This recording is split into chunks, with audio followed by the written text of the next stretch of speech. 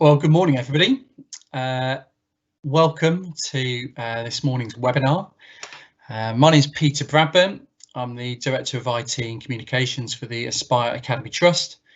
And I'm going to be talking this morning about the cloud and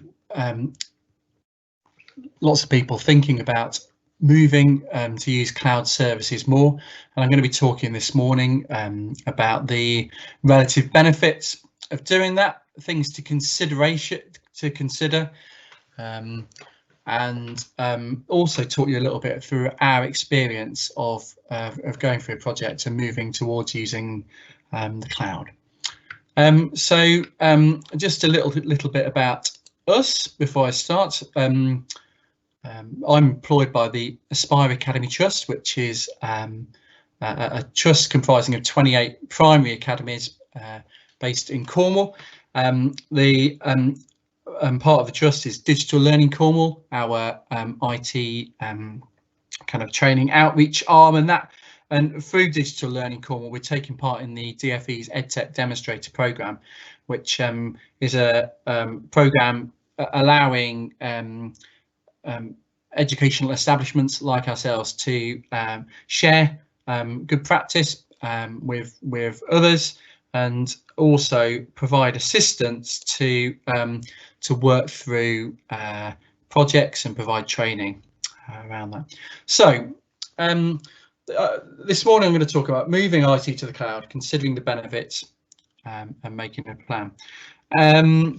When we talk about the cloud, it's one of these kind of buzzwords which it's been around, and people twist it to mean a variety of different bits and pieces. But really, in this sense, I'm very much coming this morning from a kind of primary school point of view. But a lot of these, many of the things that I'm going to talk about apply in secondary as well. What I'm really talking about is the removal of a lot of kind of cumbersome infrastructure in the school, whether it's things like the server and older computers which links to the server and can not run in a particularly sort of fast and smooth way. I'm talking about moving some of those applications to be hosted on the internet, and also looking at things like our MIS systems. Many schools using SIMS, lots of schools using other systems now, and how moving key systems like that away from the school server onto internet hosted platform can be beneficial.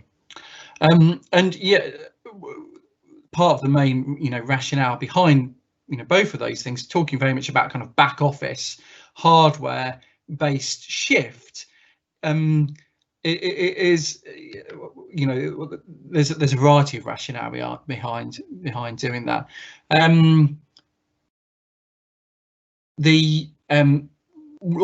I've put better value for money here at the bottom of the list, but for many schools that actually appears near the top in terms of rationale for making a change. The having servers and a kind of a traditional style network can be a bit of a drain on money. Server might need to be updated every few years, and on top of that, we need to pay for things like antivirus software and backup and all these different bits and pieces. And actually, once we move our systems away from traditional hardware on site, some of those costs are dramatically reduced. The two big cloud platforms I'm going to talk about this morning in terms of kind of replacing your school network, G Suite, the Google offering, and Microsoft 365 are both free to a point for schools, and so the value for money that is gained through shifts to those platforms is pretty significant in that respect. We can get greater functionality by moving our systems to the cloud. One of the many constraints of having traditional on-site IT is that we're limited in terms of new releases, new updates and bits and pieces that that come out. Actually, with the cloud, there are updates released on a you know, on a daily basis, really. And a lot of that functionality can provide schools, particularly small primary schools, with the IT infrastructure which would previously only have been available to much larger organisations.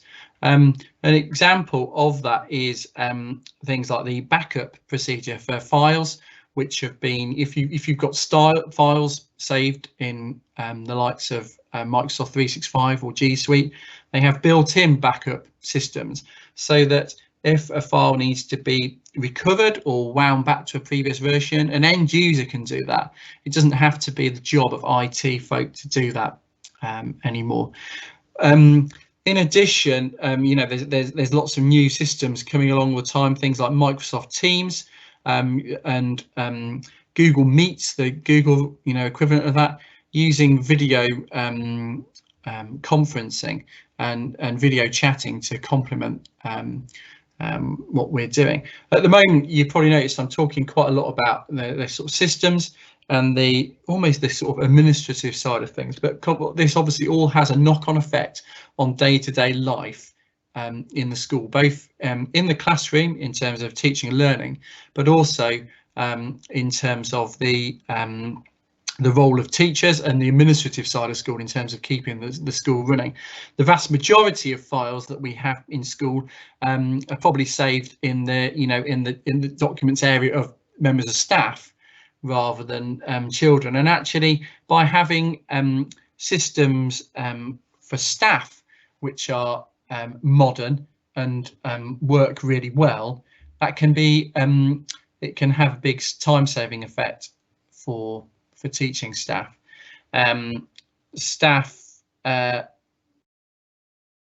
Yeah, so that's it's a consideration that we can. Teachers are able to better collaborate on documents, saving time, even particularly when working remotely. That is one of the you know, the key advantages. So where do you start, you know, with moving to the cloud? Many of you probably already using elements of online systems, whether you're using the 365 platform for your email or using Google Classroom in the classroom. And actually, I suppose what I'm talking about here is how you can get better use from those systems, as well as move towards a point where actually you can get rid of a lot of your older systems to replace them with pure cloud-based solutions, thereby getting rid of a load of the limitations of the older technology, the slow logons, the cost, and just the fact that you find often you're having to serve the technology rather than letting the technology serve you. It's worth kind of considering where you want to go with all of this. In our experience, just to tell you a little bit about how we've gone about doing this, we pretty much all of our primary schools started in the same point, with a traditional network with a server and lots of Windows computers dotted around the school. Things, and they plodded along and did what they were supposed to do. But some of the problems that we found with those were that the computers themselves that the pupils were using were quite slow to log on, and that obviously had a direct impact on what was happening in lessons. And the reason they were slow to log on because some of the computers themselves were maybe getting a bit old, and but also they were running, you know, running Windows and connecting to a server which was also getting a bit old. And in addition to that, they weren't necessarily all running the latest updates, and they weren't necessarily as secure as they could have been. So we have gone through a process of getting rid of those, and actually we've replaced all of our Windows computers with either Google Chromebooks and a few iPads. I'm going to sort of leave the iPads aside from this point. They're kind of a bit self-contained, but the reason we've gone down the road of putting the Chromebooks in the classroom is that they have tackled a lot of the traditional issues that we had in terms of using IT in the classroom. They're fast to log on, the battery lasts pretty much most of the day, as long as it's charged at the start of the day. And actually we can use those devices to give pupils easy access to the resources that we want them to access as part of their learning. And often that might be as part of a whole class lesson, but due to the fact that log-on speeds and the fact that we don't have to worry about the things working or not has largely been mitigated. It means that, say we've got a handful of children who want to do an intervention at the end of a class, we can provide them devices, and and say maybe at the end of a maths lesson, could you go on for 5 minutes and go on and do this particular activity. And that change in hardware has facilitated that. Now I'm conscious that involved spending money to reach that point, because by changing the hardware, that was necessary to reach that point, and that's not an option for everybody. Budgets are constrained at the moment, and we're fully aware of that. It is possible to use existing Windows computers and convert them to act in that way, like Chromebooks, so that the log-on speeds are a lot faster and that the experience is a lot more straightforward once children are logged on. It's also worth saying, there are lots of things you can do in terms of moving towards the cloud without having to spend money on hardware initially. And one of the things I would look at doing would be looking at moving files onto the cloud, particularly the files that staff are working on, staff documents and staff shared files, particularly at this time whereby we've been in at the deep end when it comes to remote learning. A lot of folk have probably found out the hard way that their IT systems aren't quite up to scratch in terms of providing access beyond school to those files, and probably the end result of that is that lots of files have ended up being emailed backwards and forwards. And actually, had those files been stored on a location accessible anywhere across the internet, i.e. the cloud, then that challenge could have been mitigated. So sort of beating around the bush a little bit in terms of formulating a plan, but I suppose the answer is it's good for you to formulate a plan, but that's going to very much depend on your current budget and your current implementation of different systems at the moment, and trying to work out where the quick wins are that are going to help you take the next steps in terms of improving your IT and making sure that it's more accessible in different places and providing better value for money. Another part of formulating a plan is looking at the different systems that you've got at the moment and actually getting a better understanding of how the money you're spending is servicing those systems at the moment. What's the true cost of your MIS system at the moment, for example? MIS is a classic key application in primary schools, and something that it's certainly well worth considering moving to the cloud, either by shifting your SIMs to the cloud or actually looking at one of the more pure cloud-based alternatives, which are very good and really capable systems, often with greater functionality than SIMs. And we went through a process of doing that a year or so ago.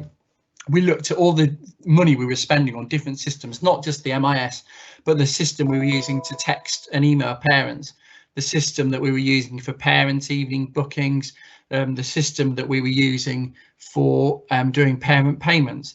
And once we have a better understanding of all the, where money is being spent in terms of IT, it's easier to start looking and making more informed decisions about how we allocate that funding in the future. And actually, by making decisions now and actually maybe changing MIS system, or maybe looking to get rid of the server and move our device management to the cloud, although there might be a shorter term cost implication for that, very quickly those costs are mitigated, and we end up making significant savings in the longer term.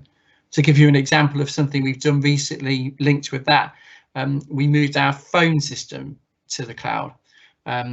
We traditionally had normal phone systems in each school, and we were paying maybe a maintenance contract on that and paying costs to rent the line and the calls. And we've moved that system now to an internet-based system.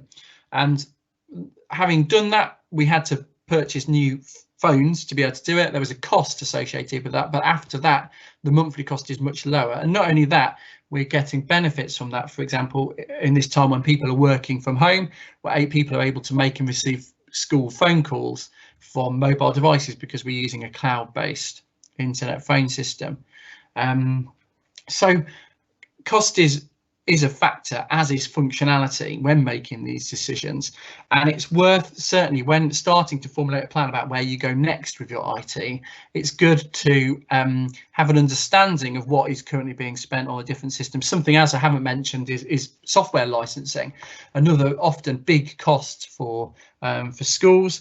We many of our schools had a Microsoft license, which covered us for having a school full of Microsoft devices, but now we have fewer devices. It wasn't economical to license our software in that way, so we no longer have that agreement, and actually do specific, like for each Windows computer that we do have, and those are our staff devices invariably, we do licensing specifically for those, which over the course of the school IT saves us quite a lot of money. I've talked about how we moved our curriculum devices to start using Google Chromebooks. Our teachers are using Windows laptops invariably, and that they work pretty well because they provide access to their software the staff want to use. But actually, we've ended up managing those online using the Microsoft 365 system to manage the devices. So whereas the server used to do a job before in terms of not only storing the files, which are now stored on the cloud, but also in terms of managing the users and managing the settings for the devices. Well, that for us is now done by the Microsoft 365 platform. And the benefit of that is that we no longer have to have a cumbersome server in every school churning away, using lots of electricity and creating lots of heat in a storeroom somewhere. But it's now that we don't have that, that's one less thing to go wrong. It's one less thing to have to pay someone to come in and service on a regular basis. And so that's kind of part of the rationale as we work through in terms of making these decisions. Talking about servicing these devices, a key player in the way that we use IT in our schools are our IT partners, the company that you'll have coming in maybe weekly on a regular basis to come and maintain the equipment that you've got and help you in terms of making the most of the technology that's either you are using or could be using. And clearly, it's very important to have your IT partners on board when starting to make a plan in terms of where you want to get to. One of the challenges with that is that sometimes companies specialize with particular solutions. In some cases they might be quite wedded to those solutions, and it's important that the IT strategy in your school isn't led by the company that are providing the solution. They might well be able to offer a great deal of expertise and experience of those kind of things, of the different systems, but actually the strategy needs to be led by teaching and learning and what's going to work best for the staff in your school in terms of just simplifying the IT that you've got and reducing the stuff that's going to go wrong, just making it so that when teachers come into school and when children come into a lesson, everything's going to work as simply as possible. And for me and for us, that's kind of where our journey to use more cloud-based solutions originated, really, and that's probably been one of the biggest drivers behind it. We've saved money through the course of doing it, and we've ended up with a great, with more secure systems which are have a great deal more functionality. But actually, really, the driving force was trying to make things more accessible for teachers and pupils, because then by virtue of that, we will get that we will be able to put those systems to their proper use, which is to actually facilitate the learning that's happening in school. So your IT people, they're the folk who are potentially going to need to do some of the work here, and many of them will have experience with cloud-based technologies, but it's a good idea to look beyond the things that they're suggesting and get a bit of a rounded input before you start working out how you're going to move forward with that. Some considerations to make. Something I've missed off this list, which I'll come back to in a minute, is money, but we'll talk about that. Yeah, it's if you've already made decisions. For example, you've already started using Google systems or Microsoft systems, then that's a consideration in terms of your way ahead. Depending on how far you've gone along with those systems, you don't necessarily want to undo a load of good work that has been done. That said, I would encourage you to think that you don't have to be wedded to one particular platform. I talked about our own experience where we're actually using systems we're using the Microsoft 365 platform with our staff devices, we're using G Suite for education with pupils, and we're using Apple iPads, iOS devices also in the classroom. And these systems can quite easily coexist these days, particularly when it comes to, with the Google side of things. Yes, the children are accessing Chromebooks in the classroom, but the teachers can have access to Google Classroom and all the same things to interact with that from their laptop. It's just a website. So there's no need to feel that you have to be bound to a particular platform. We've found it works quite well for us having the pupils in a kind of separate unit to the staff, so all the important staff documents and documents about pupils are in a place where they're just not accessible by pupils. In other considerations to make, you need to, if you're going to use internet-based systems, you need to have a reasonable internet connection. If you're on an internet connection which keeps flaking out and you struggle with that, then that's something which needs addressing before you go much further, because what you don't want to do is implement systems which then can't be relied on. Not necessarily down to the system itself, but down to the fact that your connectivity is flaky. And the same goes for the quality of your Wi-Fi at school. Having a reasonable internet, and when I say reasonable, something like a type of fibre connection. You really want to be getting at least 30 meg on your internet connection to be able to really start moving everything over to the cloud. And likewise, if you've got poor Wi-Fi in the school, that's going to have an impact on people's experience accessing web-based systems. Back in the day, Wi-Fi was one of these things. It was very expensive to upgrade in school, but actually technology has moved on, and there's some really great Wi-Fi solutions out there now. I wouldn't expect to spend much more than £1,500 to £2,000 to do a really solid upgrade on a sort of average size primary school. Having decent Wi-Fi, if you do struggle with it, it's probably the first thing to look at, and for a kind of medium investment in the short term can reap rewards very quickly. I talked about the aspects of privacy when it comes to data protection and security when it comes to moving our key systems away from school control onto the cloud. It's something for us to put into the mix when making any decisions. We need to be assured that we're making smart decisions, that we're not putting any data at a great deal of risk. When it comes to weighing up risk, that's something to consider generally through the whole thing. By having a creaky old server in the corner of a store presents its own risks when it comes to data protection, both in terms of the fact the thing might crash and lose your data. You might get a virus or ransomware which potentially disables all your school IT and demands a ransom. You might be prone to other types of virus and things which can be things which are much kind of the risk is of less severity when those systems are hosted on the cloud, if you have things configured, you know, in an ideal way. But Google and Microsoft have been, and you know, other cloud providers are frequently in the news with regards to privacy, and it's one of, you know, the ongoing challenges of our age, making sure that our data, personal data that's hosted out on the internet, is being held in an appropriate and legal manner. But those, you know, those big companies, Google and Microsoft, are being held to account to this.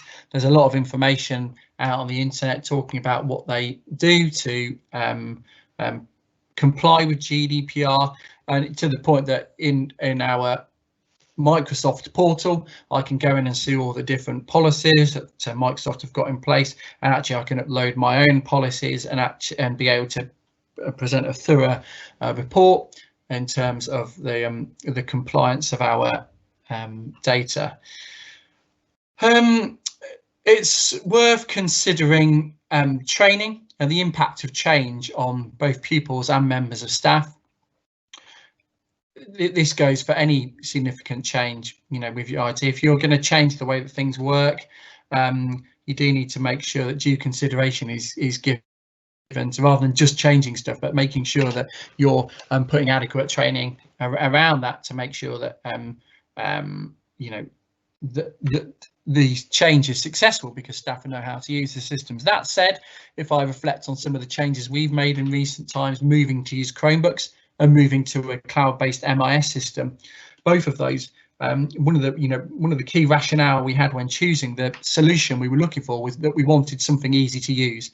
And so both, you know, using the Chromebooks in the classroom and with a different MIS, two kind of totally different projects, but we found that staff embraced those systems because they were kind of simple and easier to use than what we had before. And that, I suppose, is one of the key outcomes we were looking to get through starting to move our systems to the cloud. So yeah, you know, training is